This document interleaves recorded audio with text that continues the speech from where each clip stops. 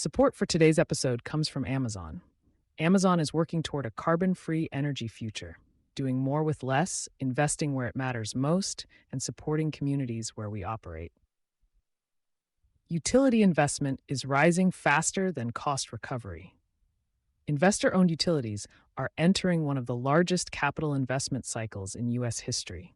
Fitch's June downgrade of the sector's outlook shows that the open question isn't whether utilities need to invest, but whether regulators will let them recover those costs quickly enough to protect their credit quality. Investor-owned electric utilities are entering one of the largest capital investment cycles in U.S. history, driven by growing electricity demand, aging infrastructure, grid modernization, and new industrial loads. At the same time, credit analysts are warning that recovering those investments through customer rates is becoming increasingly uncertain, creating a financial constraint that extends well beyond the utility sector. On June 12th, Fitch Ratings revised its North American utilities and power sector outlook from neutral to deteriorating, citing rising affordability concerns and increasing political and regulatory resistance to utility rate increases. Fitch emphasized that electricity demand remains strong, supported by data center development, electrification, and industrial reshoring. The concern is not whether utilities need to invest. It is whether regulators will allow those costs to be recovered quickly enough to support utility credit quality.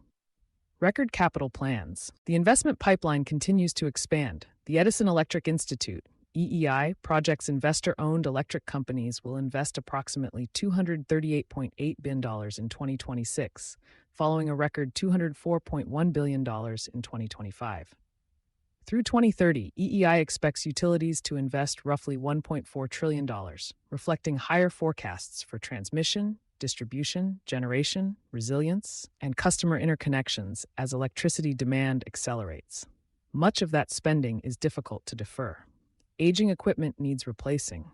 Transmission networks need to expand just to connect the large industrial customers already lined up, and systems need hardening against more severe storms and wildfires on top of that. Data centers and manufacturers keep adding new demand while all of this is underway. These investments expand future rate base, but they also require utilities to finance projects years before the cost shows up on a customer's bill. Recovery timing matters. Regulated utilities generally recover capital investments through state-approved rates after regulators determine that spending was prudent. That process has always involved some degree of regulatory lag, but larger capital programs increase the financial consequences of delays. Rate cases can simply take longer than planned. Regulators can trim the amount eligible for recovery or authorize a smaller return than a utility expected. Either outcome pushes a company toward heavier debt or equity financing while it waits for the rest. Those outcomes can pressure credit metrics even when the underlying investments remain necessary to maintain reliability. For that reason, investors increasingly pay attention not only to the size of a utility's capital plan, but also to the regulatory mechanisms available for recovering those investments, a distinction examined from the buyer's side of the same exposure earlier this year.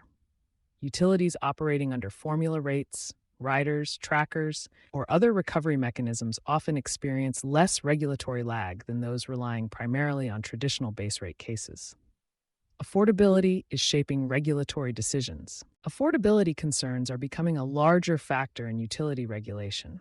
According to the nonprofit Power Lines, electric and natural gas utilities requested $18.6 billion in rate increases during the first half of 2026, including a record $9.2 billion during the second quarter alone. Those second quarter filings affected more than 56 million customer accounts, illustrating the growing scale of utility requests reaching state commissions. Fitch identified rising customer bills as one reason political and regulatory pressure around rate approvals is increasing. As utilities seek approval for larger capital programs, regulators are balancing infrastructure needs against affordability concerns for residential and commercial customers. Large customers are changing the conversation. Growing demand from data centers, advanced manufacturing, and other energy-intensive facilities is adding another dimension to cost recovery. Large customers can improve utility economics by increasing electricity sales and spreading fixed costs across a larger customer base. However, utilities and regulators increasingly seek contractual protections to ensure those projects pay an appropriate share of infrastructure costs if projected demand does not materialize, the same kind of exposure traced through corporate power contracts earlier this year. As a result, utilities across several states have proposed large load tariffs and minimum demand commitments designed to keep residential customers from subsidizing infrastructure built mainly for new industrial loads. Why it matters beyond utilities. For manufacturers, hyperscale data center developers, and other companies planning major expansions, utility investment plans alone no longer tell the full story. A utility may identify needed transmission upgrades or substation expansions, but project schedules ultimately depend on financing, regulatory approvals, and the timing of cost recovery. Delays in any of those areas can affect when infrastructure is built and when new customers can connect to the grid, the same delivery timing exposure laid out for contracted renewable supply. As utility capital spending reaches record levels, investors are increasingly evaluating not only how much utilities plan to spend, but also how effectively their regulatory frameworks support timely recovery. The financial strength of the grid will depend on both. Sustainability Soundbites Energy coverage is sponsored by Amazon. Visit the link in our show notes to learn more about Amazon's Spotlight on Energy. For sponsorship opportunities with Environment and Energy Leader, please reach out to a member of our team.